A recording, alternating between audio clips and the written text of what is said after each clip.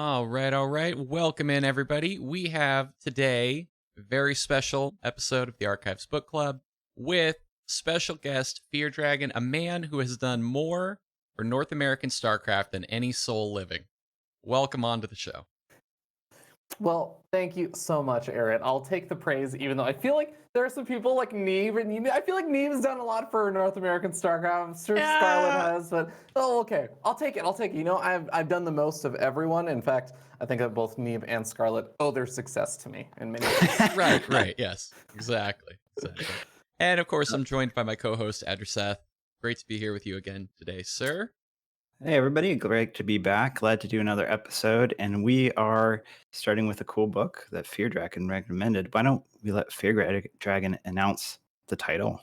It'll be a Yeah. change from pace.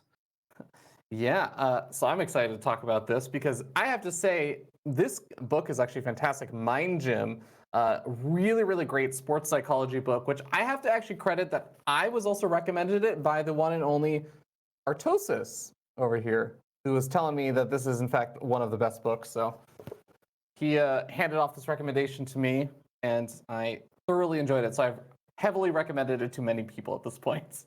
A signed Yeah. copy, that's got to be Yeah. literally priceless. Definitely. And you've got quite a story behind this book, just in terms of, why you really buy into it as much as you do, right?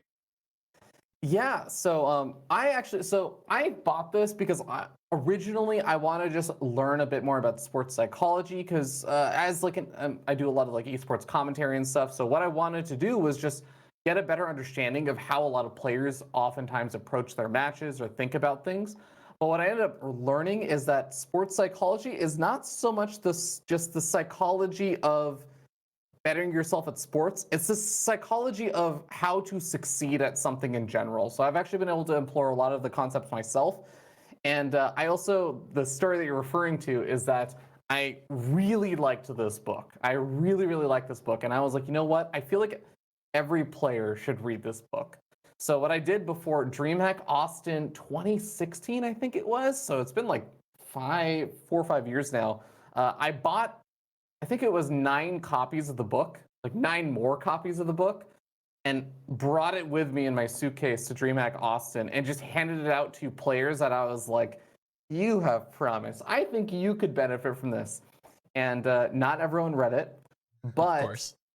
everyone that read it, that event, like before the event started, I can distinctly say there were 4 people who read it, and all 4 of them severely outperformed what everyone's expectations were.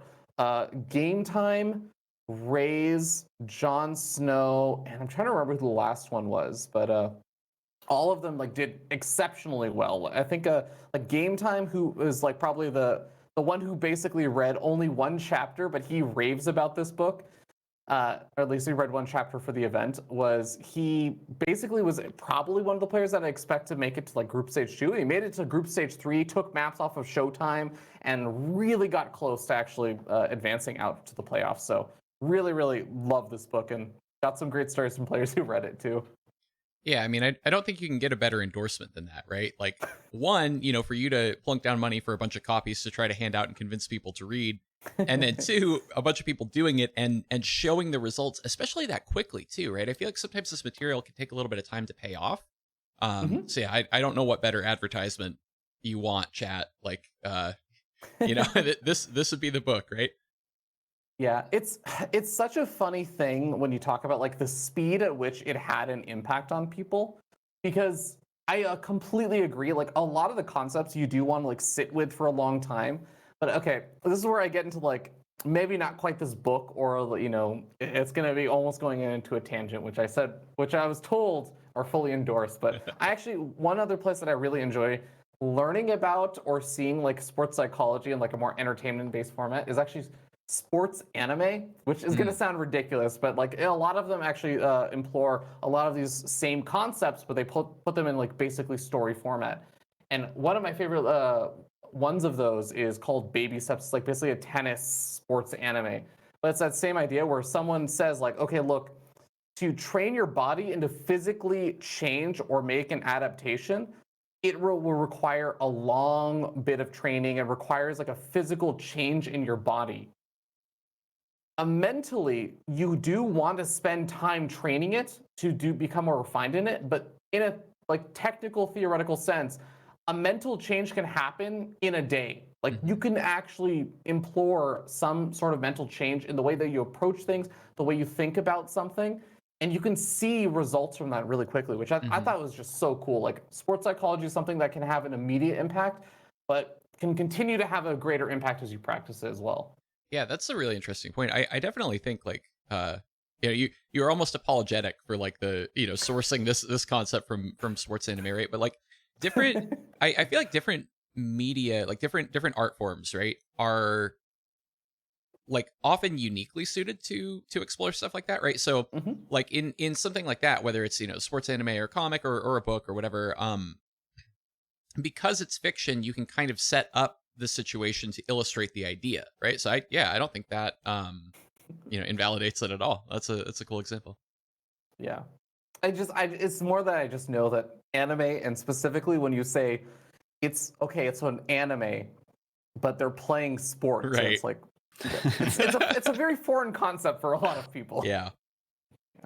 I like the story though that you handed out these books out to StarCraft players at a tournament, and you saw results from the ones that did read it. That's an incredible story. Not only is it really generous, but it's a cool story to see a 1-to-1. You handed something like this will help you, and then boom, it makes a difference. And that's what this book is all about, which I found interesting in that respect, is that there's a lot of talk about the mind-body connection and the psychology. And so this book's written by Gary Mack, and it's he was a psychologist, counselor, sports psychologist. I'm not really sure exactly his title because he kind of refers to himself differently at different times in the book. But he worked for a number of different professional teams, notably like the Arizona Cardinals, as well as baseball teams and basketball teams. And he would coach players to reach their peak performance. A lot of times rookies, but sometimes veterans. And the book is kind of broken up into his career and into sections about different parts of the mind and different emotions that you deal with in competition. And it just catalogs all these different anecdotes, which is an interesting way. It's very different from other books that we've showcased on the show before, where there's the typical format of the sort of competitive self-help book, if you will, is here's the problem, let me tell you the problem, here's the solution, and here's how you implement it. And this one is just sort of Gary Mack waxing and waning over his career and what he's seen. And I found that really intriguing in the way that the book is written. It's a very different format, but some cool stuff in there, some real greats, and we'll get to that too, of the people he's cataloging in the book. I wanted to start off with a quote that I found pretty early on in the book that I thought was relevant for the show and what we talk about StarCraft players, because esports is, until more recently has been kind of thought of as like not really like sports, but it really is competition. And the quote is, once you reach a certain level of competency, the mental skills become as important to performance as the physical skills, if not more so. And this is something, especially I think in a video game, what I really liked about this, and when I was like, okay, this is a good book for sure. Artosis approved, feardragon approved, Arid approved. But I like that is because we know that, yeah, there's some mechanical parts to StarCraft, which are very important, but there's a huge mental aspect to StarCraft. And so this is a really directly relatable book. Yeah, I'm actually kind of curious on this point, feardragon, to hear because okay, so you obviously play the game at a very high level, but I think more than almost everyone in the scene, you spend a lot of time casting players, thinking about players, studying players, right? So you have kind of a unique angle on that. And I was curious on this thread, what you think about kind of Gary Mack's concept of, in traditional sports, the body is kind of on a decline while the mind is on an incline, right? Like how do you think about that as it relates to StarCraft, which maybe doesn't have as big of a physical barrier in that way? Yeah, I mean, I actually completely agree with what Adroseth was actually talking about, where StarCraft is a very mental game. Actually, I feel like most esports games have like a huge mental component to it. Yes, there's a mechanical component to it, and there are mechanics to StarCraft and being able to execute things accurately and quickly. Of course, there's going to be precision involved. Or if you're playing a fighting game is another great example where there is a lot of that same thing you see. But at the same time, like so much of it, I would actually say a vast majority of it is very much a mental game. And it's about how you're approaching things, and I think this is actually one of the things that he talks about is just that pairing of mind and body, and how even the mechanical execution of things, like for example, how you pitch. If you're pitching, it is a mechanical execution. You have a specific place that you want to pitch to. You have a specific pitch you want to throw. You've done it tons of times before. What's the difference between the times where you get it and you don't? You're physically capable of doing it. You've, again, practiced it tens of thousands of times, hundreds of thousands of times. The difference is what mindset you're in, how you feel when you approach it, and how that impacts your body's execution of things. So I actually even feel like even with the mechanical portions of StarCraft or fighting games or whatever, like the way that you are currently thinking, I guess the emotional state and everything has an impact on how you execute. So yeah, I feel like it has an insane amount of I guess, what's the word for it? It has a insane amount of impact on how you physically execute things. Yeah, I think. Oh gosh, you made me want to like jump to a million other things that I know are further down in the notes, and I'm trying to restrain it because that touches on a lot of interesting pieces of this book. But I'm gonna wait. All good. I do like that pitching. Baseball is an analogy that's used throughout this book, and being a fan of baseball throughout my life, pitching is one of those activities that it's like a total head game where you'll see pitchers do incredible things one game and the next day can't perform to the AAA level. They're just out of their head. And I think that that's a really interesting analogy that you made there, especially because it is sort of this thing where you have this professional that's done this thing 100,000 times, whatever, can put the ball anywhere inside the strike zone, but then suddenly can't pitch. They can't even get to their catcher. They're throwing wild pitches. And as we'll see as we go forward, it's really all about this mental state that people get themselves into. Either they work themselves up into or get themselves into. And Gary Mack talks about it as this positive thinking where, and I think in StarCraft, particularly in StarCraft, if you watch any streamer, anyone really, in pro level, they will say how terrible they are at StarCraft rather than saying the positive things, right? And that's a really big point that hit home for me because I've done it too. I'm like, oh, I'm so terrible at this game. I'm an idiot. Oh, I'm dumb, right? And then you realize that that's a self-fulfilling prophecy. Yeah, this is something that early on I've been I don't get loud about a lot of things in the scene, right? Because I want people to like me. But this is one where I've always been very kind of vocal about thinking that this is not good that people do this, right? And I will occasionally lapse into it too. But yeah, I mean, before I was ever like a player or a content creator or anything like that, I watched a lot, and I would always see people do this to themselves. And I remember being just a Twitch chat guy, right? Being like, hey, like, no, you're fine, don't do this. Yeah, it's well, it's bad, and I guess we agree that it's bad. So I've actually this frustrates me to no end, but I've spoken with a lot of players, and like there is a reason for it actually, and this even ties back to another one of the earlier chapters in the book, so happily can dive into a little bit of that as well. But the reason why a lot of players in StarCraft, and I think a lot of other places as well, tend to do things like that where they downplay their potential or anything like that, is that what they're doing is they're trying to set expectations for other people to say, I'm not very good, or they're a lot of the time, if they're doing it before a match, they're doing that. If they're doing it after the match, that's like another thing entirely also, where they're, trying to handle the loss in other ways and everything. But before the match, when they downplay themselves, a lot of the time what they're doing is they're downplaying expectations with others because they feel like that removes pressure.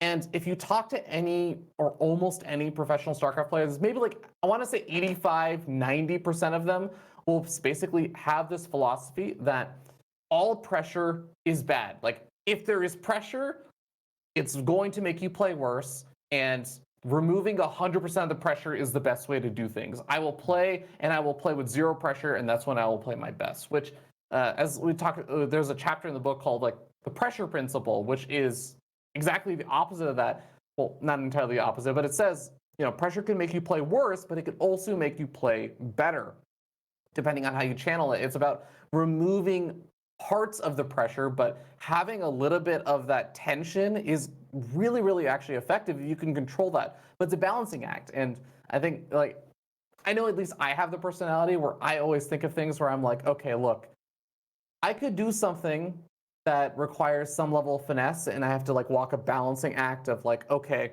let me work out 3 days a week. But I'm the guy that's like, no, screw that. I'm going to work out 0 days a week, or I'm going to work out 7 days a week. Like, I don't want to have to worry and think about, am I working out today? I woke up, like, I have to do the mental math. Oh, I don't feel like, no, just do it, everything or nothing. But so that's what I feel like a lot of StarCraft players do, is they say like, I will just remove all the pressure, go to the extreme. But the harder deal is actually walking that balancing act, that tightrope walk of just the right amount of pressure to play better.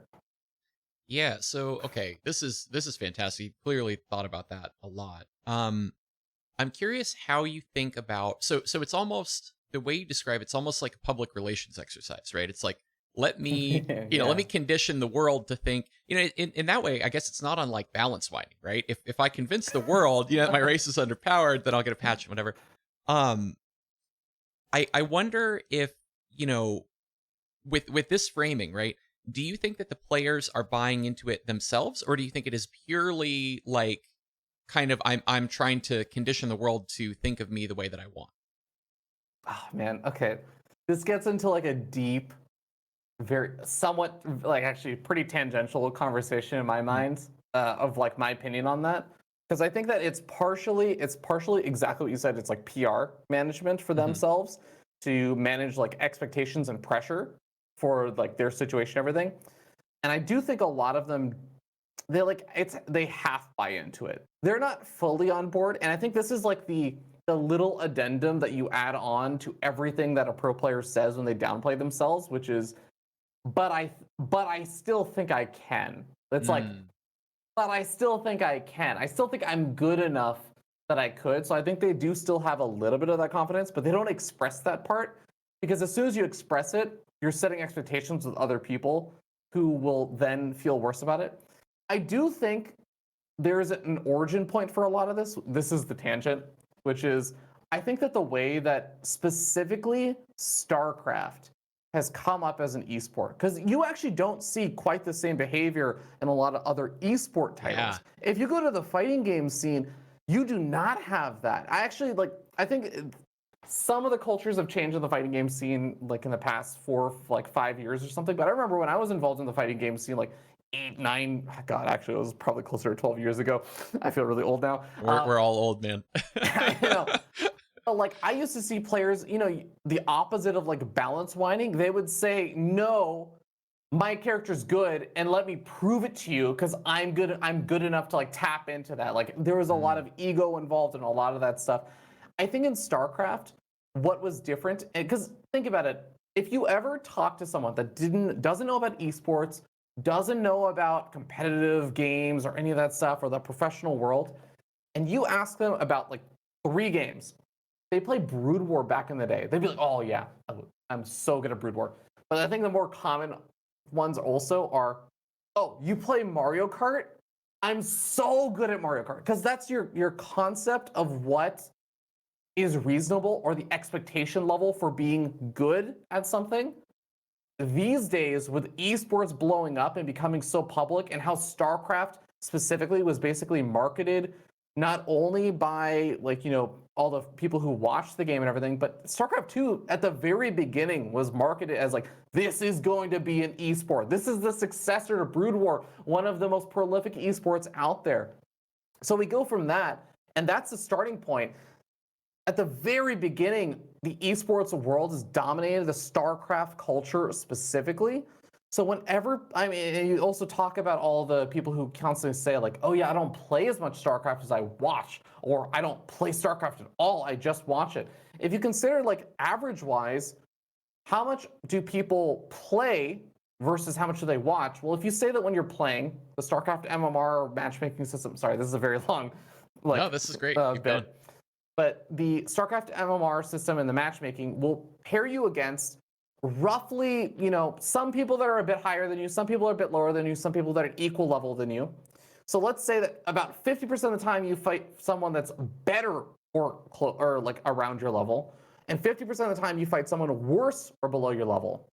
So 50% of your time, if you're not watching any esports, is basically seeing that you are effectively average. And that's the normal, I guess, that's the normal experience that people used to have in the back of the day before esports was really big and blew up. Now, when you say that someone watches esports 50% of the time and they play 50% of the time, that's how they engage with the game. Well, pretty much everyone that they watch for the most part is going to be better than them. So now it's 50% of the people they're watching are pro level.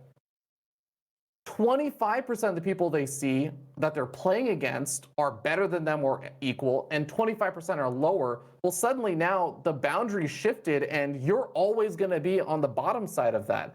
I actually really think that that was a large impact in the early start of StarCraft 2's launch and the culture that was cultivated. And I think that's actually a lot of the reason why StarCraft people specifically always downplay their own skill level. And I think that actually it's happened a little bit also with like League of Legends and Dota and stuff, but I think it's mitigated by the fact that you have someone else to always blame. So you can kind of say like, well, no, I'm better. It's just other people are holding me down. You don't get that in StarCraft.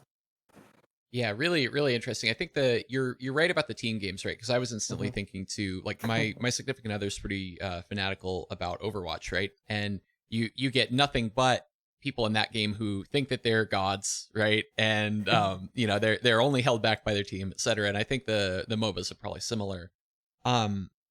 It is fascinating to me, particularly the contrast between StarCraft and the fighting game scene, because you're right, it really is so much more. Or I guess I haven't been a part of it recently either, so maybe I'm not aware of the shift that you're talking about. But when I think of that scene, I think of the bravado and the trash talking and all of that stuff.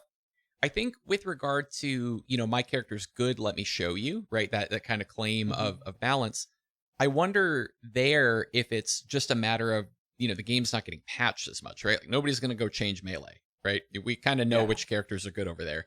But I'm really interested in the cultural piece of it, right? Because we kind of try to pretend like we're chess over here, right? And they're almost I mean, like it's almost like any traditional sport or almost like boxing or MMA or something where it's very much this played up, long Twitter threads back and forth, before a big match, which I actually kind of think is better for the scene just in terms of generating interest.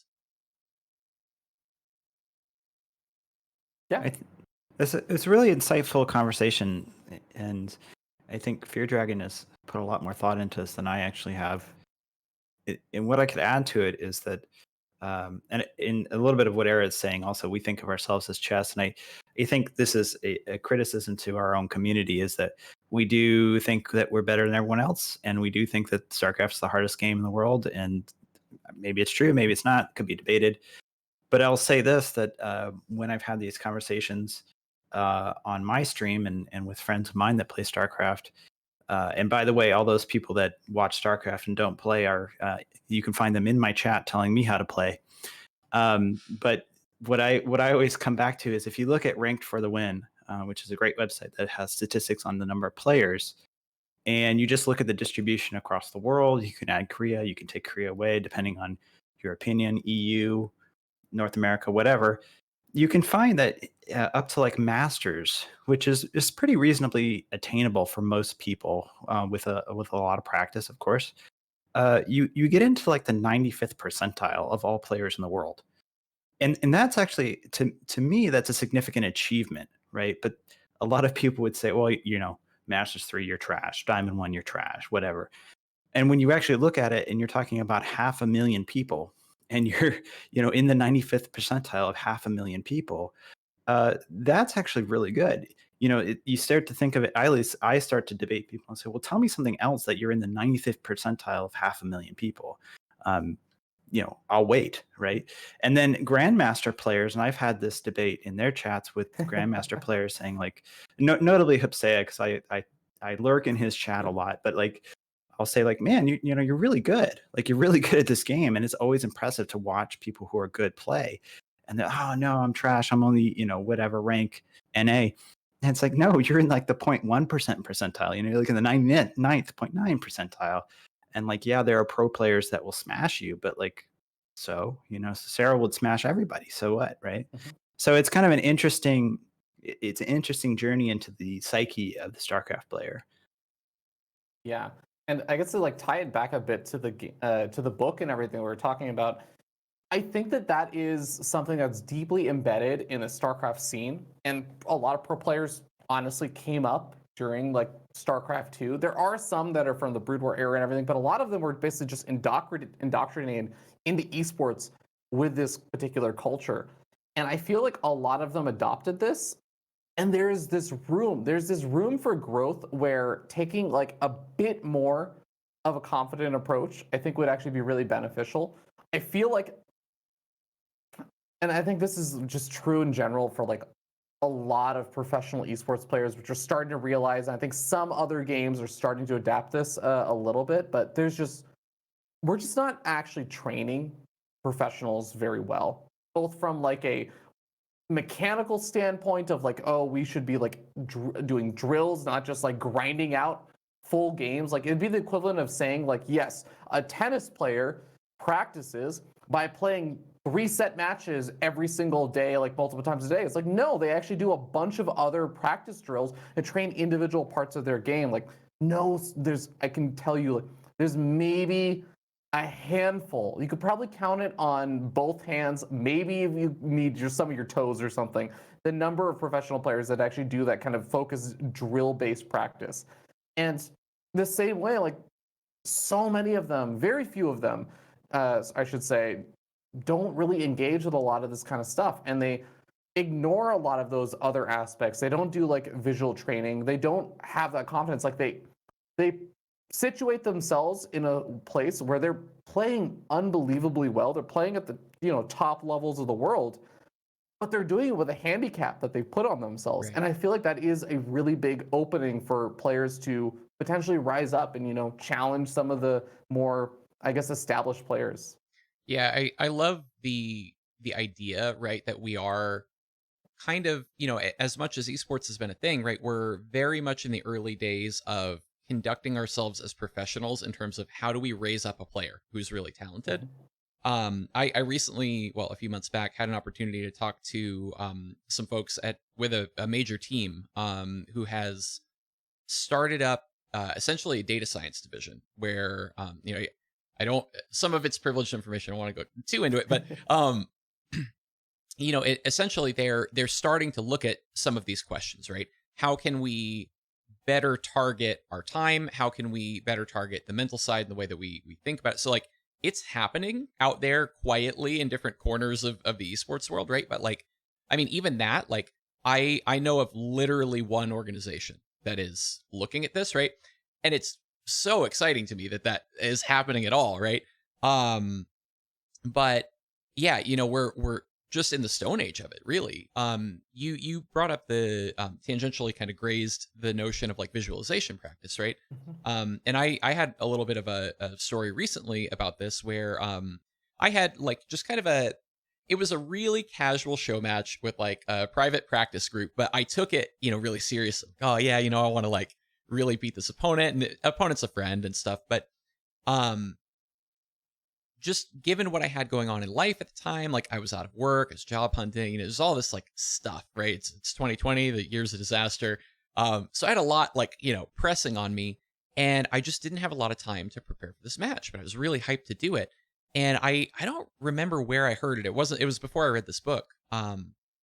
But I'd kind of heard about this concept of like visualization practice. It might have been the book that we did with Printf. But Yeah, so I thought, okay, let me try this, right? Let me do the visualization practice. Okay, what builds am I going to do? Um, depending on what order the maps shake out, am I going to, fake cannon rush this person? Am I going to real cannon rush them? What am I, what different strats? I've always loved that notion of like, you have the build order that like looks the same, and then you've got like 7 different variations of it. Okay, can I throw some kind of weird look off of that? And I did all this visualization practice, and I did great in this show match, like way better than I've ever done in any tournament. And I haven't done a lot of tournament play, but um for me, having had that experience like a month or so ago and then reading it in this book, I'm like, yes, I'm in. Like I'm so sold on this concept, and it's definitely something that I think I want to work in more and think about a little bit more, but I haven't played with the concept enough, I guess. Yeah. And that's a lot of what this book kind of covers is isolating different areas of the mind in order to improve your visualization, right? Like later on, we'll talk a little bit about fear, but in the show notes, I wrote in here to talk about emotions and being able to control your emotions, control yourself, which is really hard to do, right? And so this is another interesting topic, and again, why I really enjoyed this book actually when I was reading through it, and I want to bring up the example of Jyn Air Greenwing's creator. Well, actually, I don't. Does he still play Jyn Air anymore? But creator. So Not sure. creator is a Protoss player, and he plays in the GSL, can consistently get in the GSL, has done really well in the past, but is stuck. And he is maybe one of the biggest head case pro players there are. He gets really angry when he loses. He gets out of himself, and he will psych himself out easily. Another example might be Sue, who can consistently was getting to the top level finals, and then just couldn't put it together. Right? He obviously is really good, but wasn't there together. And being able to control those emotions can get you over those hurdles, but that's also very difficult. And so if you're not targeting the specific, identifying what the problem is and then targeting it with some sort of visualization or some sort of practice to get yourself into control, get into the zone, then you're going to be your own worst enemy in a lot of ways. Yeah, I definitely thought of Sue with the cognitive dissonance, like this notion of, I have a certain self-image, right? And I think after probably at least a couple of tournaments worth of second places, right? I think he got that in his head, right? I'm the guy who cannot break through that wall. And as I was reading those parts of this book, I was thinking of exactly that. It might also be that I had just watched that YouTube video that TY did where he, Sue has all of his second place plaques shoved in the corner of his closet. If you haven't seen that, go watch it. It's really good. But yeah, I think that's a fantastic example of, capping yourself with your self-image. That for me, when I read it, really hit home in a way that was like actually hard emotionally to process, where I kind of went, oh shit, this is me. Like, and it's not just me as a player, it's like me as a human in my life. And I should really stop doing this. And I think I had to stop reading, like, not because I was like upset, but just I needed to sit with that concept and really come to terms with like, oh man, like I accept that this is right and this is true of me. And now I got to figure out how to fix it. Oh gosh, that's going to be a lot of work. Yeah. Oh, I know exactly what you mean. I actually had the same reaction on the specific chapter I think that we're talking about is Permission to Win, because that one really stuck out to me. I remember I had like a similar-ish feeling and reaction, and even just like quoted, it's like, limits begin where vision ends, visualize success, and give yourself permission to win. Like, it's that same idea that if you are classifying yourself as like, I'm a round of 8 player, yeah, you're probably going to get round of 8, honestly. Like that's the limit that you've placed on yourself of what you're capable of. So it's a very difficult thing to get over, and that's the kind of stuff that like you do need to spend time on and you need to like work on. It's the part of it where it's not like an immediate result. It's something you have to continuously build like on a day-to-day basis. It's not just like oh, now that I've realized this, like it's all fixed. Right. But I guess the one piece of it that does shift, right, is you go from not being on that path to being on that path, right? If you're willing to have the realization and go, okay, I'm gonna try, right? That piece of it, at least, like before you were flatlined and now you have some trajectory, right? Which is kind of nice. Yeah. And I'll agree with you, Eric, as well as reading through this book. And it's like, man, these are not just things I do in competition, but these are things that I also do to myself in life. And it's amazing. You think you have control of your mind, right? Like if somebody was to ask you, like, are you out of your mind? Like, no, of course I'm in control.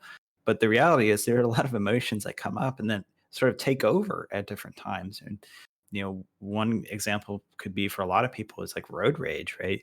You get cut off in traffic and it's like all of a sudden you become a different person. You're just like, what the hell? You start yelling and screaming. It can be really, and people have gone crazy and shot people and done all sorts of wild and dangerous things from road rage. And it's like they could have been a calm person in all other aspects, and all of a sudden they get set off. And so this book actually, if you're not reading it for just the StarCraft content, the StarCraft analogies, it actually has some good life lessons, I believe, in there. Yeah, I think one of the coolest things about it is like, and this is why I completely 180% agree with you, by the way, Andrew Seth. And I think like it's one of the exact reasons why I started off by saying like I picked it up because I wanted to learn more about player psychology for esports players and everything and get a better understanding of that. But I found it was just sports psychology is basically a framework for succeeding at things in life. Because the cool thing about sports is that it is a performance-based thing. And it's performance-based and like you don't get a lot of attempts usually. For most of these things, it's like you have to be ready to show up and be at your best or the closest to the best you could be possibly at that moment, and that's the moment that matters. And it doesn't matter if you're a sprinter or something and you ran I don't know I don't know what an impressive mile time is, like a 4-minute mile or something, right? Or like a 335 mile, which is I think humanly impossible. It doesn't matter if you did that the day before the Olympics. If the Olympics come and you aren't ready to perform on that day at that exact time with everything that's happening at that moment with the audience and everything, it doesn't matter because that's what's going to matter. And being able to channel the best version of yourself at any given moment, like that's such a life skill that will help you out both in the situations where you have to be at your absolute best one time and even the times where you do have multiple attempts, but you can channel the best version of yourself for every one of those attempts. Like that is an unbelievable life skill. I mean, even just going to like interviews or doing whatever, like, yeah. Yeah, I've always loved that concept, and I think it's actually what made me want to do StarCraft content at all. I mean, obviously, other than a love of the game and all these kinds of things, but because I had such an emotional struggle with even the decision to start being a player of the game and not a watcher of the game, it from a very early point in that journey, I saw this piece of it, right? Where it's like, oh, I'm having the same problem with this as everything else in my life. This is a really, really good kind of playground for me to kind of pull on some of these threads a little bit and just see what I can learn. There's a really good quote in the book that I liked a lot around you mentioned kind of like this, these situations that kind of for a lot of people generate a lot of anxiety.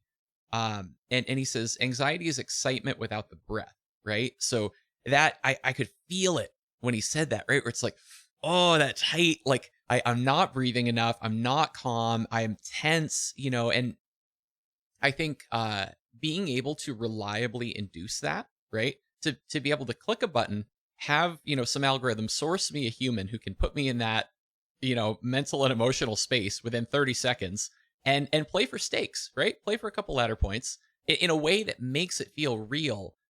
It's just such a good tool, right? Like, I mean, I don't know. I have a really deep appreciation for this subject. I don't want to derail us too bad though. Oh, it's a really good point too. And most people on your channel know, Eric, your journey into streaming and how that actually was a journey of overcoming a lot of those anxieties. And anybody who has streamed, the three of us, I think Fear Dragon probably probably has had the most interaction with many people in the community. But you get if you've streamed once or in your life a video game, you instantly realize how difficult it can be and how stressful it can be on the mental and emotional side of things. And it's a really interesting thing, especially in StarCraft, and I kind of want to bring it to next quote that I wrote down that I wanted to talk about is that, you know, you could be sitting at your home. Let's say you're not streaming, so we take that stress out of the way. But you could be sitting in your home playing a game of StarCraft, connected to somebody you've never met in the world, and you probably will never hit again on the ladder. And they can influence your mental state of being in the most incredible way, where you could be raging and smashing your keyboard. You could do we'll do an old one, QXC on stream, smashing his keyboard, keys flying everywhere, or Idra doing that. And it's like, well, how does that happen, right? This is something that I've thought of a lot. It's like, why am I getting angry? Like why is this game like getting under my skin? Why am I getting flustered? Why am I getting stressed out? And so there's a quote in the book that I want to read about this particular topic, and it's, I see a tendency in young pitchers to get upset about with umpires or teammates who make infield mistakes. Too often, people play the blame game. Successful people take responsibility for themselves and their game. They understand that it's not the event, but how they respond to it that's most important. And that's so critical in StarCraft. But I can say we, because I know myself, I've done it. I so often will blame balance, stupid unit compositions, whatever, lucky, what you can name so many things. And we can go to the extreme where people are saying map hacker and cheater and all this crazy stuff that's not true. And it's like they've created this whole narrative in their mind that justifies their emotions, right? Like the game's broken, that Infestor's this, what if Baneley's that, Cannon Rush is stupid, it's and that justifies the emotion that they're having. And meanwhile, they're sitting alone in a room. Like, where did this emotion come from, right? Right. And I love watching Artosis' stream, because the range of emotions that you get to experience with Artosis is incredible. And he's incredibly good at Brood War. This is the thing that I just love about it, right? He's incredibly good at Brood War, right? Incredibly good. He plays on the Korean ladder, and he's incredibly good at Brood War. And he gets flustered and upset, and and it's a guy, in his own room, he can do whatever he wants. But it's like, how does that happen, right? What is the action that's like transmitting that anger to just like flare up in somebody? And I find that really interesting. And I think something that I want to work on for sure is trying to get away from the blame game and being more analytical about it. Like, okay, mistakes were made, let's improve. Mm-hmm. Yeah. It reminds me of another part of I think it's like probably in that same chapter, like there's another quote from the book where he effectively says something along the lines of like, the ideal player, for example, in a tennis match where you have a bad referee who makes like, bad calls of like it's in or out and stuff. And he says like, the ideal player will have a referee make the bad call, like it's clearly just wrong. And you say, that's okay. All I have to do is beat the player and the referee now. Like I'll beat both of them. And like, I think it was like a quote he had lifted basically from Michael Jordan, or like that philosophy where, yeah, like it's about saying like, okay, these might sometimes, like maybe it is actually imbalanced. Maybe it is all this stuff, but that's just another challenge for you to overcome. It's not something that's like, this is now the reason why you can't advance further. It's taking exactly that same mindset and saying like, how can I still move forward regardless? Right. Yeah. I'm thinking now, kind of back to you pulling from other media, right? That quote made me think of the book Ender's Game, which, for people who haven't read it, the gist of it is like, humanity's under threat from aliens, and we're going to have a big war, and we've got to, like, for some reason, like, it always has to be a kid that's going to do the battle, right? So, they're training this kid, and in order to prepare him, because it's like, it's all or nothing, there's one battle, we can't have him fail, they put him in all these situations where, he's going to play some kind of competition or sport or whatever, and they just screw him completely over and over and over and over, and they make it so unfair. And throughout the book, he always kind of has this approach of the same thing, like, okay, I'll beat my opponent and the referee, whatever. You decide the rules, I'll figure out how to win. And I don't know if it's, that I read that book as a kid or what, but I've always had that in my head. So this particular piece of it wasn't really a struggle for me as I was reading. I mentioned the other thing was kind of emotionally challenging, right? I kind of read that part and went, oh yeah, that's right. Okay. And I kind of moved on. But I'm glad you bring it up, Adraseth, because like, I think for a lot of people, that's such a big mental trap, right? And it can really limit your, I guess, efficiency as a competitor as you're trying to, train yourself, get better. It's essentially like a pointless rabbit hole, right? You can go down this spiral of thinking about, oh, my race is bad this patch, or oh, the stream snipers, whatever it is, right? Whatever you're feeling like, oh, my bracket was hard.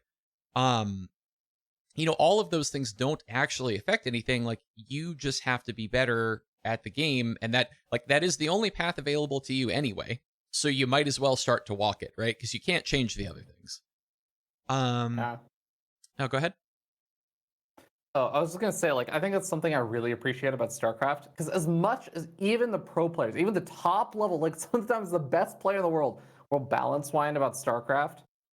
And it's like, but at the end of the day, even they and like most other reasonable people will recognize that yes, there might even be some imbalance, but honestly, you could just outplay your opponent and still win.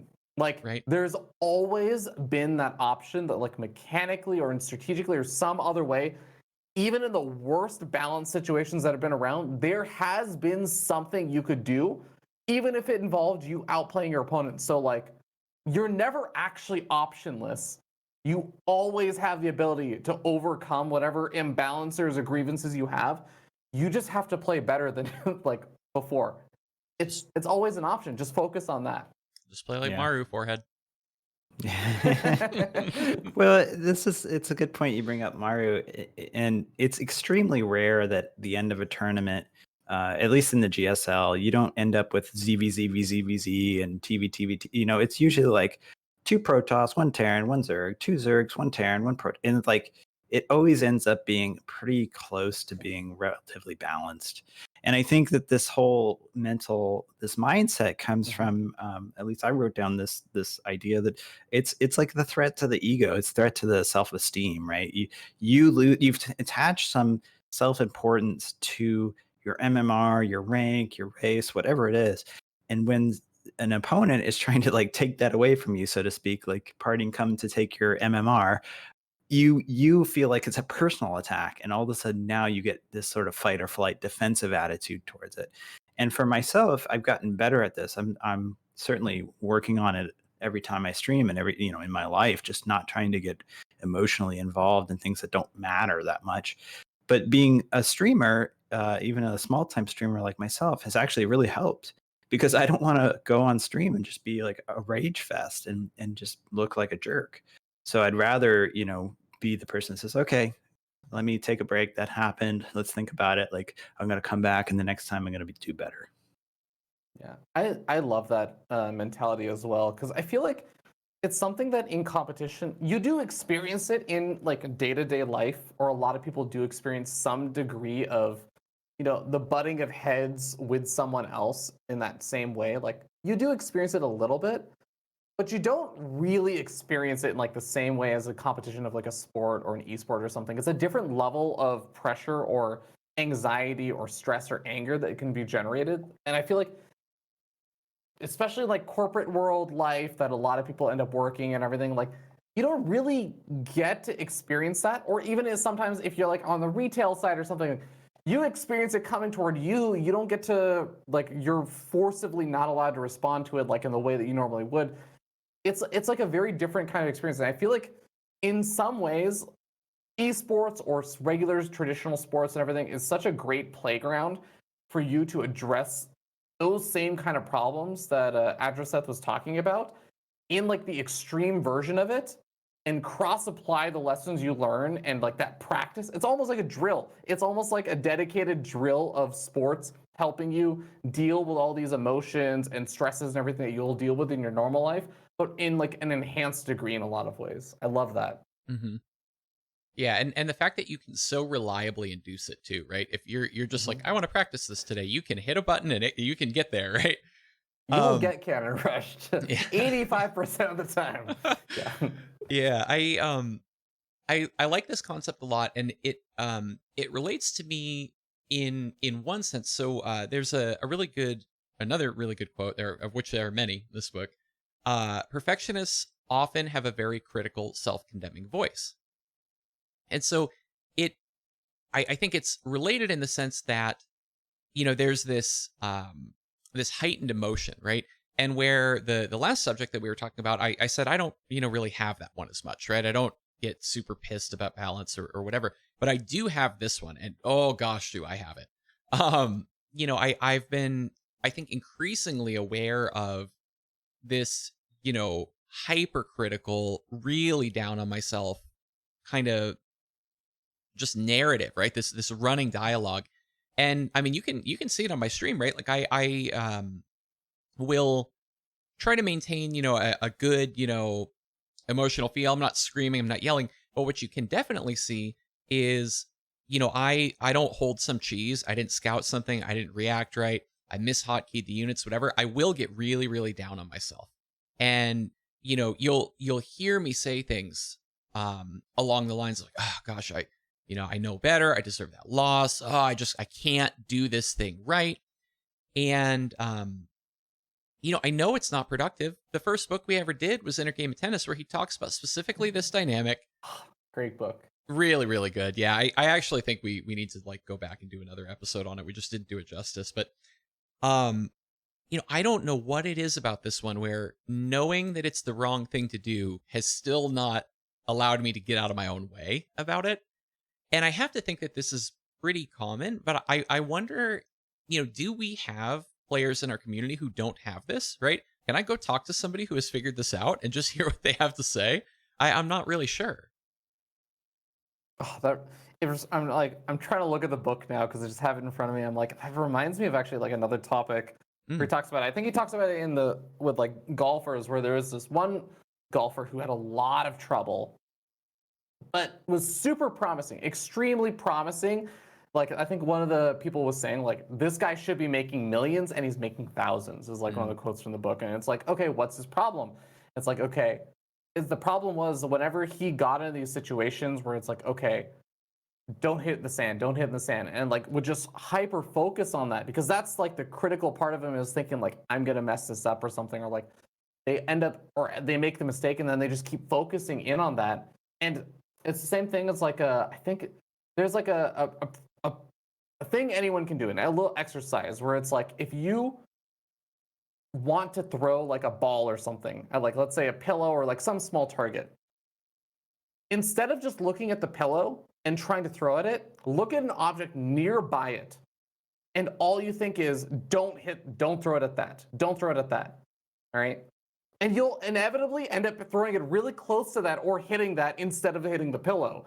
And the thing is like the mind is like not very well suited for in like multiple ways dealing with that kind of like thought process in order to to not execute something. And it's the same reason why I think like a lot of the time you hear people say or like psychologists say like humans do better with positive reinforcement than negative reinforcement because negative reinforcement tells you to do nothing. It's like not actually encouraging particular behavior. And we're not very good at even being receptive to that. Like that's just not the way our minds work. A positive reinforcement, if you're saying like hit the pillow, like focus on this thing rather than don't focus on all these other things, which is what the perfectionist mindset's going to do is like, here are all the things I'm messing up. Stop messing them up. Stop getting supply block. That doesn't actually help anyone. Like, yeah, it's a lot of those things it's like small little tricks, I almost feel like, where it's not even hyper obvious unless you really think about it. And it can change your mindset in so many ways. Mm-hmm. Yeah, it's interesting. Like, some of these other books talk about the different mental systems, right? And it's as if you kind of have this, conscious, cognitive bit that's sort of bolted on top of whatever's driving the rest of it. And you sometimes need one or the other, but yeah, you really can't have that bit that's bolted on top going, don't do that, don't do that, don't do that, and still have all the underlying machinery underneath of it work, right? Because you're sending such a strong signal, hey, not that second pillow, not that second pillow, not that second pillow. Well, you're generating an awful lot of noise about that second pillow that, your lower processes don't understand, other than the fact that you keep referencing it and it's probably important, right? So yeah, of course the ball goes over there. Yeah. That's actually something that I've experienced. I enjoy mountain biking. And when you're mountain biking, if you focus on an obstacle, which you need to avoid, you're like most certainly going to hit it. And so the advice for new mountain bikers is focus on the line you want to take. Focus on the line that goes around the obstacle. And it's a funny thing, like, yeah, you should observe dangers ahead of you, right? But if you focus too much on them, you will just like collide with it. So it's a funny way the brain works. And then to answer your question, does anybody have that mindset of, like the positivity mindset? The only person I can think of that I've watched is M. Canning. Mm. I've seen the rise of M. Canning over the years, and the dude's like the most positive person. And yeah, he's not like performing in the GSL level of play, but he performs very well Mm. and plays against on the career ladder with this disadvantage, this ping disadvantage consistently. And it's he has a very interesting perspective and mentality about StarCraft, in that when things don't go his way, he's usually not raging. He's just super calm and chill. And I think I can only recall one time in like 4 years of watching him that he was ever kind of down on stream. Yeah. Oh man. Okay, so I have oh god, when we start getting into specific players, I have so many thoughts on this stuff. So M. Canning is a really interesting example because I think in some ways, he has an exceptional mindset. And I think in other ways, like he still has stuff to work on, like depending on the situation you put him in. So for example, I think M. Canning has one of the best of like all the StarCraft professional players. I'll put him with them, even though he considers himself a streamer. Like, is one of the best underdog mindsets. He approaches series where he's the underdog better than I think almost any other player I can think of, because he goes in with the right level of confidence. He thrives a bit under the pressure, but he knows how to manage those expectations, everything. But I think that is the one thing that he does still struggle with a little bit, is like when he is favored against players, or when he's like he should just win in a stressful tournament setting. I think he actually does have like some stress or pressure management problems, which is why M. Canning is the player who I'm like, this guy could beat anybody, but he could also lose to a lot of people that he really has no business losing to. But like, he's a phenomenal example for like demonstrating a lot of the concepts you were talking about, Adger stuff. I actually think, to some degree, some people would probably say like Cyril and stuff. I actually think not more recently. I'm definitely going to say not more recently, because this is a problem for him recently. But if you look back at 2016 and 2017 Neeb, I actually think he had one of the best, most stable mindsets. You go back and watch some of those interviews, and Neeb was always known as like this really humble guy, downplaying himself. But if you really watch a lot of his interviews, you really talk with him, or like you listen to him, he's actually not being like that overcritical level of analysis on himself. Like, he's being very realistic. And actually, there are a lot of times where he says like, I'm just favored here, and I should just win. Like I am at that level where I should just be able to rely on these things, and I just have to go execute it. Like, he has like a very healthy, positive mindset, but he keeps like the right degree of realism, and I think he manages like pressure and stuff really well. Oh man, but yeah, I feel like a majority of like, and I think the fact that he doesn't really do that as well anymore just goes to show it was more of like that happened to be how his mentality Yeah. was. It wasn't a sustained thing because it wasn't something that was something you put a lot of thought into. He just kind of naturally like acclimated to that situation, and then when things changed, like it all dissolves. And I feel like that's where a lot of pro players really like benefit from this stuff. Yeah, it's so interesting, right? I think there are definitely these moments in time where a certain player dials in like the right emotional, and maybe it's just the environmental stimulus or whatever it is, but um, talking about M. Canning actually made me think of back when I was more involved in competitive Magic the Gathering. And I was, by no means like ever super good at that game, but while I was following it really closely, and actually, like attending Pro Tour qualifiers and these kinds of things, during one of those years, there's a player, Brad Nelson, who exemplified this same thing. And I thought about it while you guys were bringing up the M. Canning example, where he was known, at least that year, he had this really, really fantastic year, for just enjoying what he was doing, right? Like, you could see he's playing all these high stakes tournament matches and he's just freaking having fun, man. Like, he was feeling it with, the format, the metagame, the way it was at the time. He, was running kind of well in terms of just, he's catching top decks he needs and whatever. And, And you could see that compounding on itself to where, he almost got to a point where he couldn't really do anything wrong anymore because he was just in that momentum of, all of the other emotional stuff kind of falls away when you are having fun. And I see that a lot in M canning. That example always stood out to me of, gosh, if you can get to that place, like that's the good stuff right there. And I feel like M canning, almost wherever he's at or whatever, some of those environmental conditions are, he's at least capable of tapping into that, right? Whether he does or doesn't on that given day, who knows? But it's like he knows how to do it, I suppose. Yeah, and that's good. Yeah, it's just I agree 100%, and it's like the idea of keeping that positive mentality and focusing on what you can control, right, and not things that are out of your control. Yeah, that makes a lot of sense. The card game example is like, playing to your outs, right? So, I'm in some kind of bad situation, right? And this applies to StarCraft as well, right? Like, okay, I tried this build, it fell flat. Now what, right? Well, a lot of people will shut down. But you see examples in the GSL or WCS all the time where somebody ends up in that unfavorable position and they kind of do the math. They go, okay, well, the only way I'm not screwed is if I do this, so I guess that's what I'm doing. And you just kind of go for it. And maybe a lot of the time it doesn't work, but you're creating that opportunity to get lucky, right? The book talks about that too, where it's like you have to make room for the luck to happen.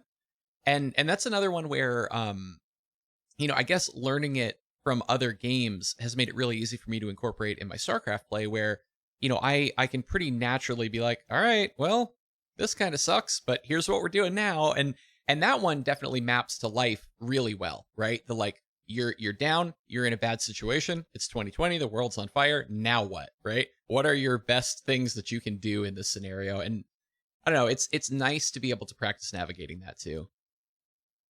Yeah, I think one of the topics you were talking about there with just like learning how to leave room for like the luck to be generated or to basically like play to a higher level. It was one of the chapters where he was talking about like a golfer where effectively he was up against someone, he was in like a better position, and he got to that better position by taking risks and like playing a little bit with that room for luck and everything. And he basically is like, okay, now I have to be super protective of this lead. I have to play the absolute safest possible way ever. And his opponent was like, well, I have to take risks. So he took risks, caught up, started getting ahead. And this guy, he was still in just that safe defensive mode. And he didn't adapt. He didn't leave room for that because he wasn't playing that way. And I that really stuck with me because I actually think one thing that has actually bugged me a little bit about a lot of StarCraft, like professional players especially, is when they practice, when they approach a lot of these situations, I actually feel like they practice in a way that does not encourage that train of thought. Because you see so many players where they say like, okay, leave after the first mistake is made. MMR, maybe like if MMR or whatever isn't that important, we're just playing practice games. First mistake is made, leave. And I feel like a lot of these players, outside of like some great exceptions, M Canning or like Nina or a lot of the players that are very good at making comebacks, there's a lot of players who I feel like are the opposite, where they really don't know how to play from behind very well because their practice for most games will end when they feel like I fell a little too far behind.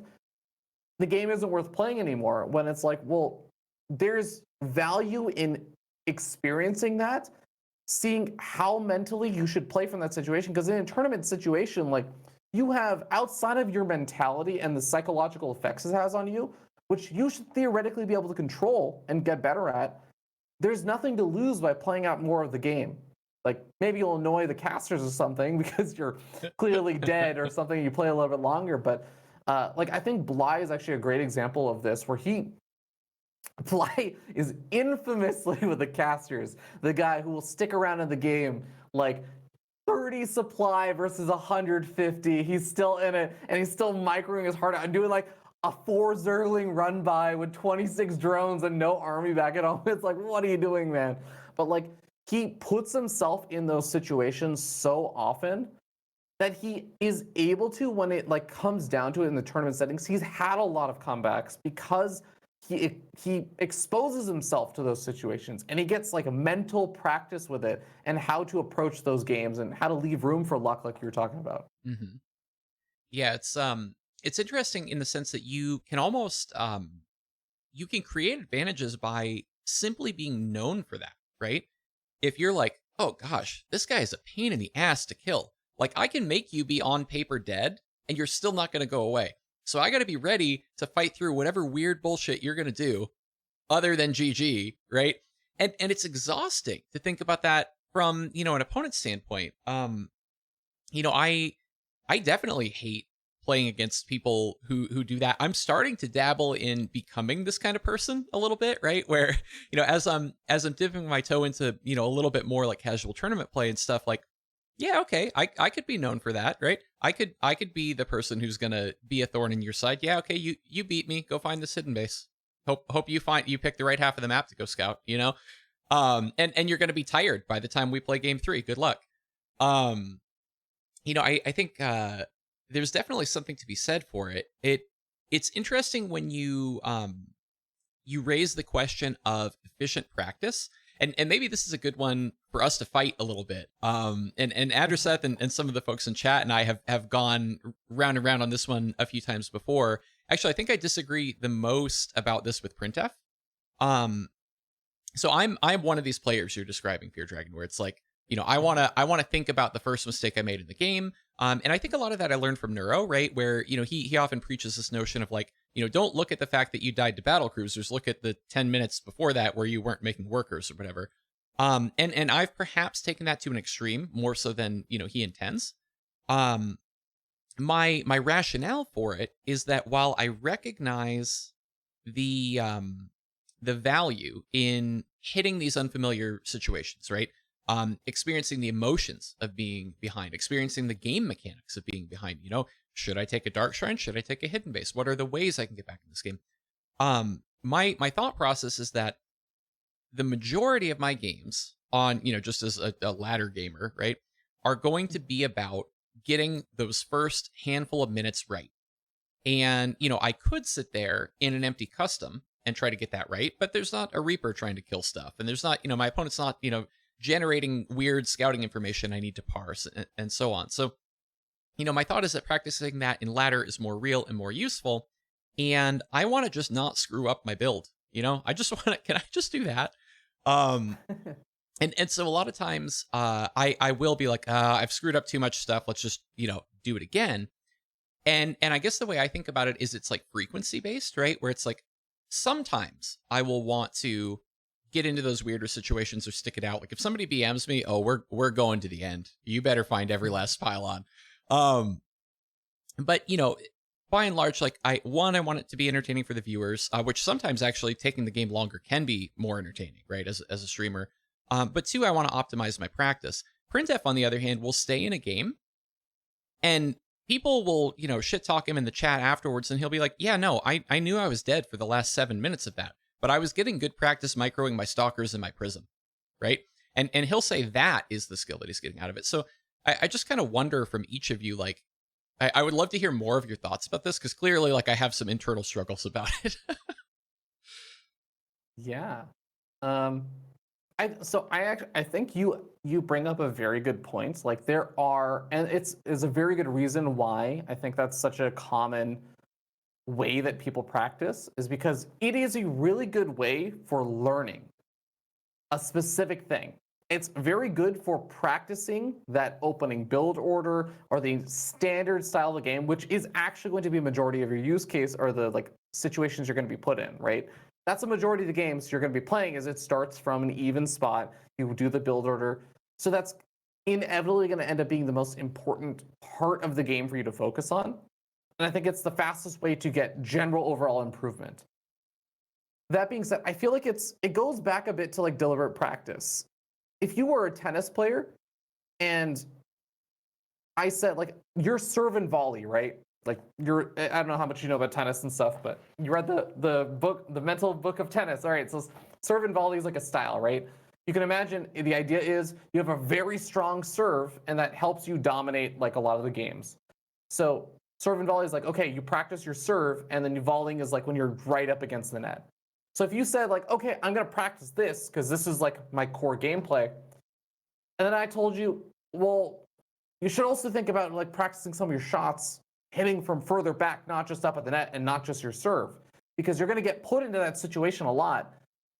And to me, saying like, I'm gonna practice serve and volley only is the same thing as saying like, I'm only ever gonna practice playing from an even or a head situation. Because that's this, if everything goes perfectly, that's where I should always be. And if I'm not in that situation, it's because I messed up, and I'll just go back to that first mistake, which I think is a fair way of achieving perfection. But I think that it overcomplicates the learning process, where you'll get much more like it's like a very steep learning curve, because the closer you get toward that, the harder it is to get everything perfect.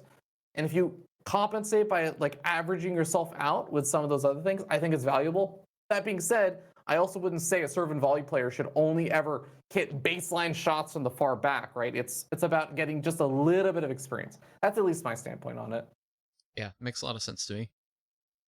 I would like to also iterate on that a little bit too. Is that um, Patience is an interesting player in that if you don't know who Patience is, he's a protest player that plays consistently, plays in the GSL, so clearly he's very good.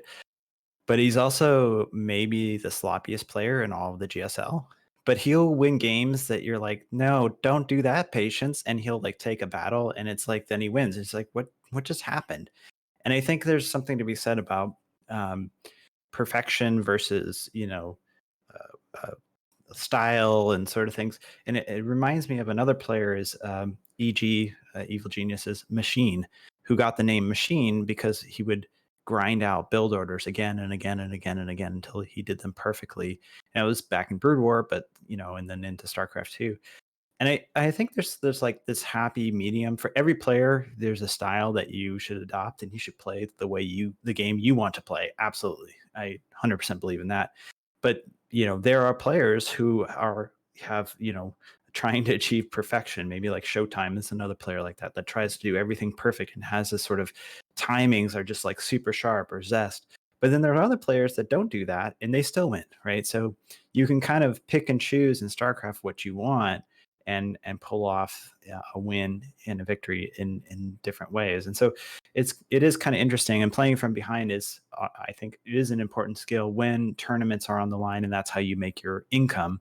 But it might not be so important for us casuals, amateur play. You can just requeue and be like, hey, I'm working on this certain thing, and let's go.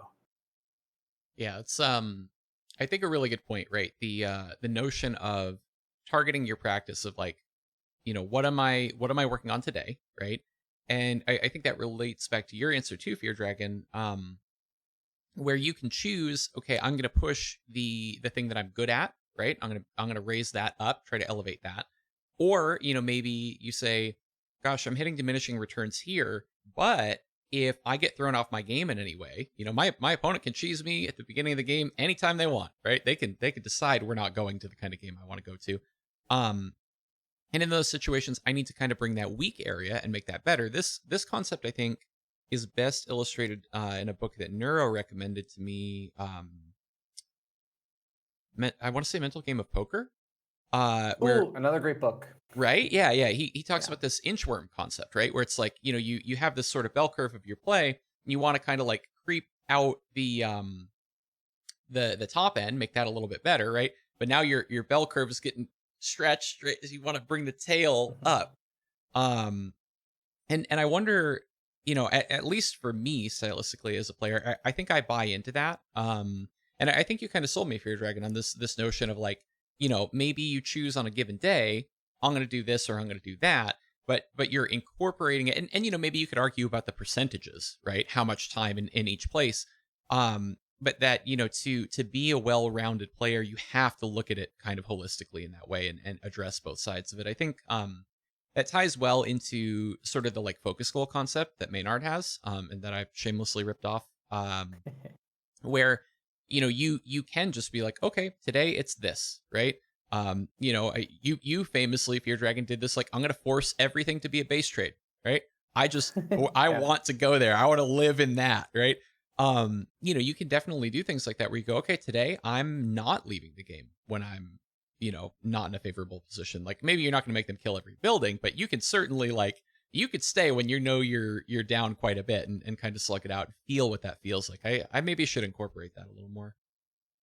Yeah, and I think it's I just have made another really good point, which I think you also kind of touched upon, Eric, which is like Mhm. goals, and not even necessarily just focus goals and like how you're improving and stuff. Not like focus goals in the sense of drilling, but what are your objectives with it? Because yeah, to some degree, like maybe you don't have to worry about a lot of this stuff if you're just thinking about playing more casually. If you're not looking for a term experience, then yeah, you can kind of shoot for the stars and try to achieve that dream of like perfection. And yeah, there's no time lost if you just leave the game as soon as like the first major mistake is made, or even minor mistake if you that's really what you want. Like it's about what you are looking to get out of it. Um, if you want to become a well-rounded player, I think that like these things are valuable. But hey, I mean, you can become printf. You can say like, look, I have massive gaping holes in like other parts of my play if it goes toward a macro game, or I even set hard limiters that I will not expand no matter what, and I will cannon rush every game, and I'll do it under like a not a barcode. You can set all these restrictions up, and really, you can truly shoot for the stars and hit unprecedented levels of MMR and height and skill at that one skill. You can hone in on one thing. That's a stylistic preference. Like printf is not trying to be the professional player competing with Cyril at the end of the day or anything. So it's a bit about what your objectives are, and you can kind of cater your play style and that balance that you were talking about, Eric, to that. So yeah, that's a really insightful point, Hadrissa. I like that. Let's see. We're powering through these notes. Should I uh, monologue more? I feel like I've monologued quite a bit today. no, No, it's it's great to have the insight. yeah, absolutely. And I think especially given the perspective that you have, which is I feel really unique, in the sense that obviously, you're, as I said, a player and a caster, but I think more than a lot of people, you've done these in-depth studies on particular players, particular psychology. And so, being able to dive into those examples has been, just fantastic. Yeah. Well, one of my favorite things is just like after an event, like a Cheesadelphia or whatever, like or DreamHack, just hanging out with the players and just getting like their thoughts. Because I think it's very fascinating how differently a lot of people approach things. Because like I talked about the M Canning stuff, like a lot of that is me talking with M Canning after Cheesadelphia, where he says Mm. things like, yeah, if I'm face off, like I remember the day at Cheesadelphia Winter, like the Winter Finals in Washington D.C. It was the day before the playoffs. The bracket had not been drawn yet, and I remember standing next to M. Canning, and he was just, I was like, I think we were like grabbing dinner and like some beers or something after the event, and he was like, honestly, I want Neeb. Like, I think I will have the best chance against Neeb of like all the people in that bracket, and I'm like, most people will look at it and be like, are you kidding me? Like Neeb is the scariest player in this like bracket and everything. And he's Hmm. like, no, I want Neeb because I know if I get put into that situation, that's where I'm going to play the best. Mm. So he's like aware of these situations. You talk to players like Neeb, where is a very different input or intake on like how he's approaching things. I remember at one point, he definitely changed his philosophy. But he was like, I don't prepare for particular players. I Hmm. treat everyone the same, and I just prepare for the matchup because I find it's best to focus in on myself, which almost reminded me a bit of like the style that you were talking about, Arrow. It's like first mistake. Like it's a very if when you're focusing on your first mistake, it's a very self-introspective style of approaching the game versus another style, which would be like thinking a lot about what your opponent is doing and thinking about how to strategically counter them and a lot of other things. But I feel like when you're focusing very much so in on yourself, like you're to some degree, not like fully, but you are to some degree like ignoring a lot of aspects of what your opponent's doing. So I think it's very cool, like how stylistically you can approach different things at like a top level. Yeah, that is a really interesting point. I definitely am. I hadn't elucidated it in that way that you just did, right? Where for me, it gives me a greater illusion of control, right? If I say, okay, we're going to make my style be about me improving and perfecting my game, right? Let me just get good at doing the stuff that, matches what I want to do. Let me put the game into the spaces that I like.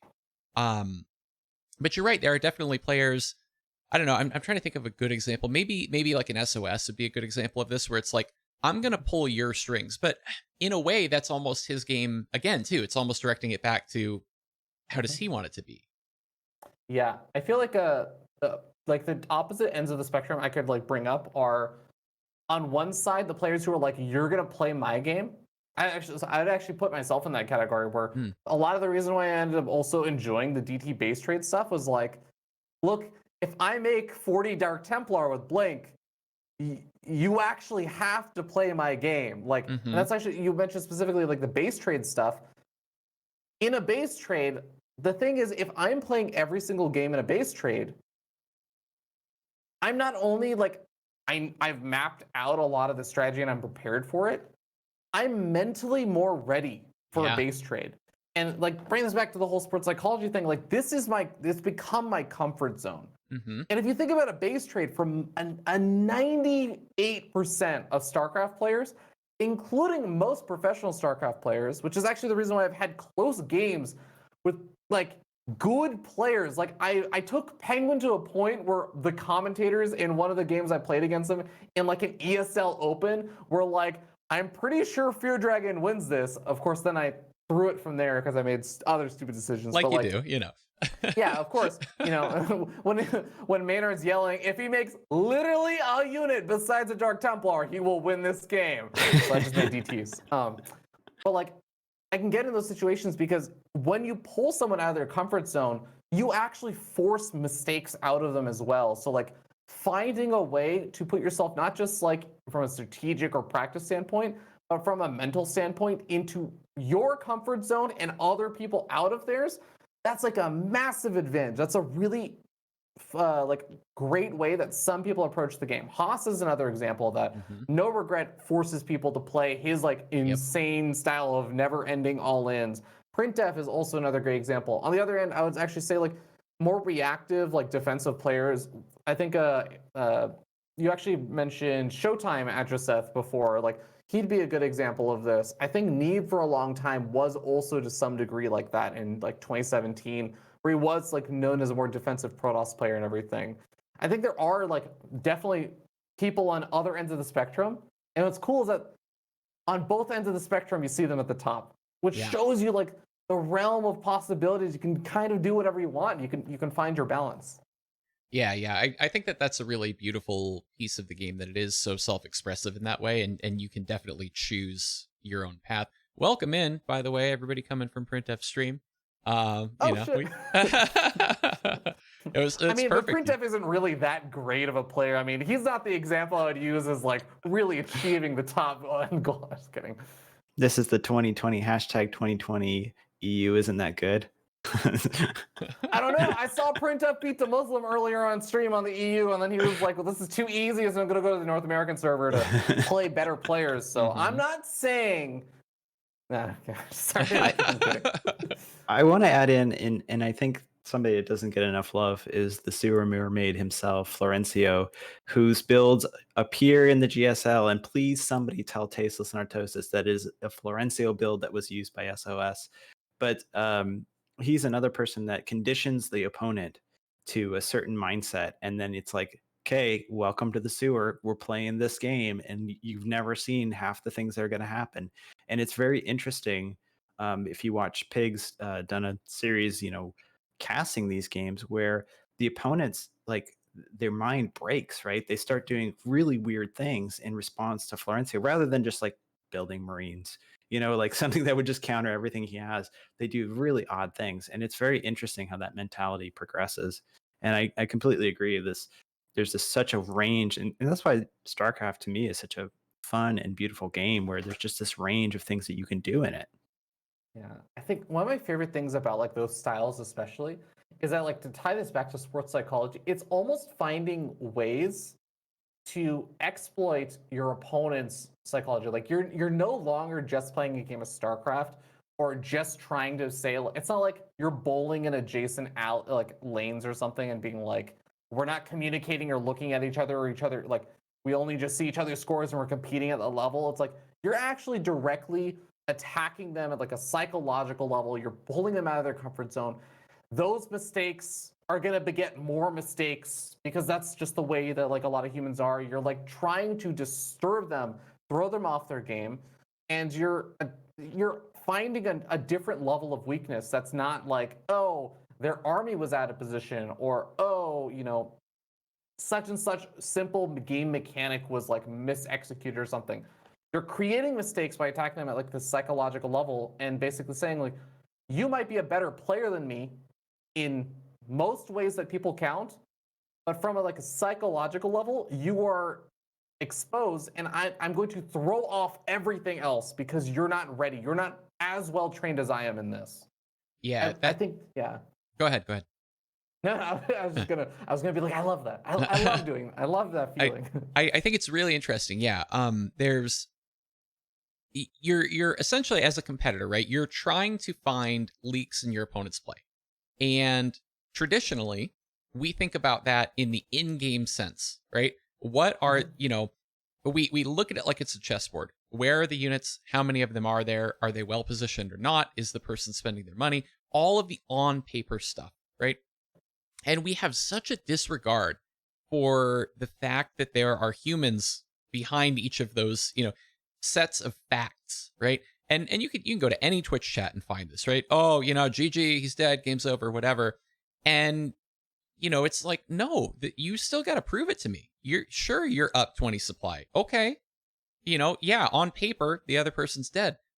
If they don't GG out because they're on paper dead, the player who's advantaged needs to prove it, right? And so I think the fact that we have such an emphasis on that really kind of masks this hidden piece of a player's dimensions, right? Which is, how psychologically tough are you? How okay are you if the game goes somewhere weird? And it's almost like that's this kind of invisible thing that some of these players have, honed in on and know how to attack. You definitely have had experience with it, Fear Dragon, from the stories you're telling us about, base trades.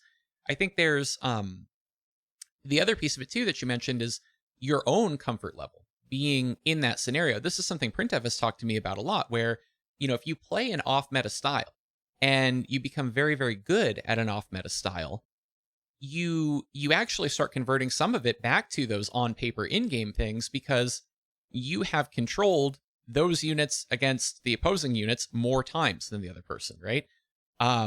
There's all kinds of weird situations where, Printev has like one disruptor and a prism and like a couple probes or something, and the other opponent has some hodgepodge of units. And it's like, yeah, he's done that a bunch. Have you?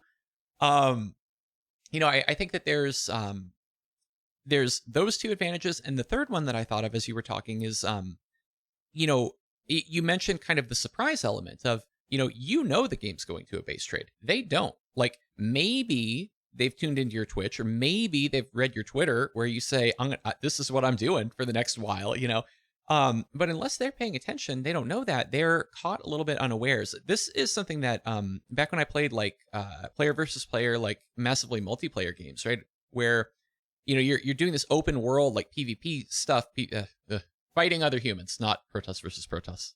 Yeah. And I often found in those games, just knowing that you were about to get in the fight and them not knowing that, right? That literally the elements of surprise, right? From military tactics is a very, very potent thing. And I think that applies here to, forcing the game somewhere weird. I mean, base trades are like that. Really any early game cheese is like that as well. Cannon rush, 12 pools, all these kinds of things. The opponent maybe is getting a little sleepy. It's their 10th ladder game in a row, and they're not expecting that cannon rush. And all of a sudden, oh, here it is. There's probes in my base, So I think there are a lot of advantages that maybe we leave on the table in terms of making the game look weird, psychology, all of these different kinds of things. And maybe we need to think about it more. I don't know. Well, and StarCraft's continually evolving.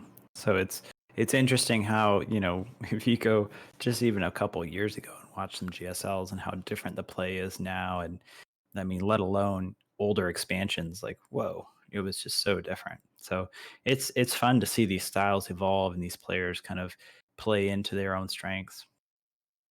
Yeah. Yeah, makes a lot of sense. So, I guess we should probably get into like closing thoughts on this book. If chat has questions or wants to, ask any of us anything specifically about any of these points, feel free to shout that out. Lord Cranial's grabbing stuff out of chat. Um, I have a few closing thoughts here, but if either of you want to start us off, that's cool.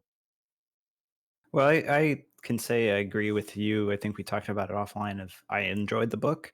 I think it's an interesting one. It's a little bit jumpy in its style, but it was good. It was a good read.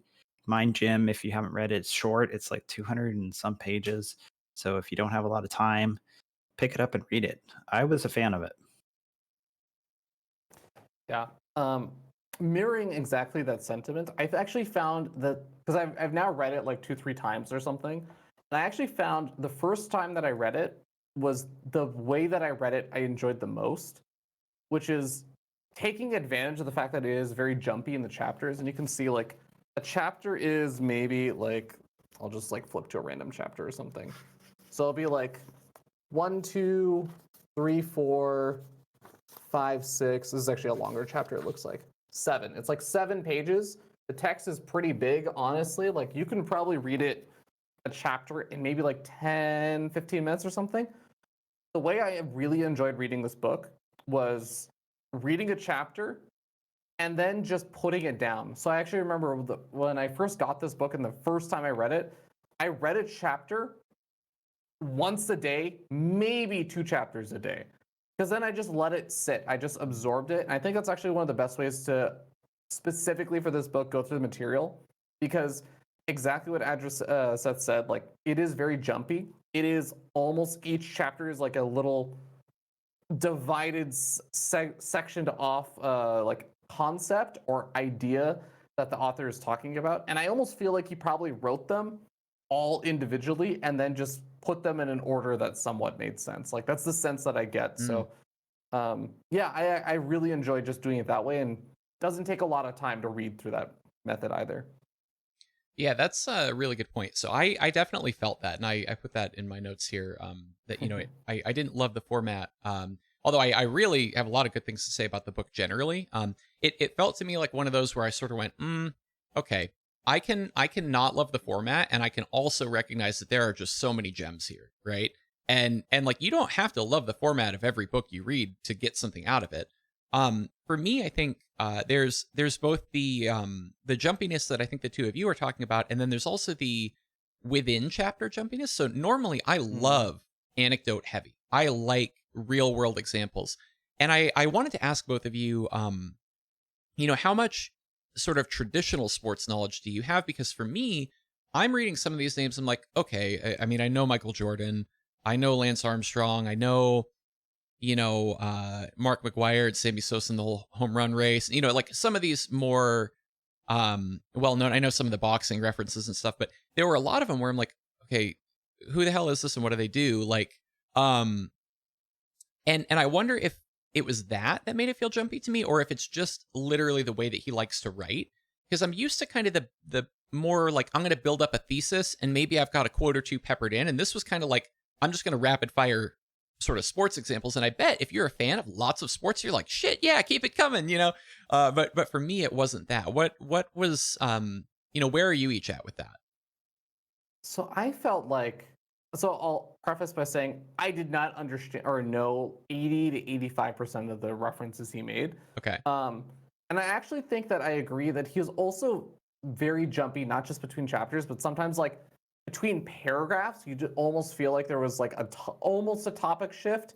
It was like somewhat still related, but was pretty heavily like just could have just been a brand new new topic or new sentence that was started. So I do feel like that was the case, and I think that it's like a little bit of his style. Which to me, in some ways, it kind of felt like as if I was just talking with someone. Like if I was just listening to someone who was like I was having a conversation with, and it was just kind of like a little bit more jumpy, like that was their conversational style. That's the sense that I got from it. But I think what I appreciated about the examples is I still felt like he gave just enough context. I didn't feel like I needed to know like, Right. oh, Michael Jordan is stylistically this kind of player and everything. I felt like I at least got enough context, but I could definitely understand that style could be off-putting, especially if you're used to the like thesis style, like set up everything in like an organized format, because it is very disorganized in that sense. Hmm.